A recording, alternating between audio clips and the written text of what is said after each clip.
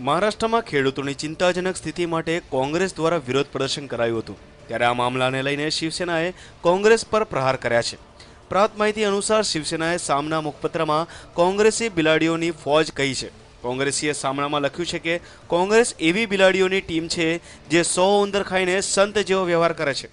કોંગ્રેસ પર આરોપ લગાવતા શિવસેનાએ જણાવ્યું છે કે છેલ્લા 15 વર્ષોમાં કોંગ્રેસે ખેડૂતોના હિત માટે કંઈ કર્યું નથી। મરાઠાવાડા અને વિદર્ભમાં ખેડૂતો આત્મહત્યા કરી રહ્યા હતા ત્યારે કોંગ્રેસ માત્ર મૂક દર્શક બની રહી હતી, જ્યારે હાલ મહારાષ્ટ્રમાં અસ્તિત્વમાં આવેલી ફડણવીસ સરકાર ખેડૂતોનો મુદ્દો વિધાનસભામાં ઉઠાવી રહી છે। ઉલ્લેખનીય છે કે 25 વર્ષ જૂનું બીજેપી શિવસેનાનું ગઠબંધન તૂટી ચૂક્યું હતું। જો કે આ જૂના મિત્રો ફરીથી હાથ મિલાવતા કોંગ્રેસની મુશ્કેલીઓ વધી ગઈ હોય તેવું લાગી રહ્યું છે। Bureau report, news online.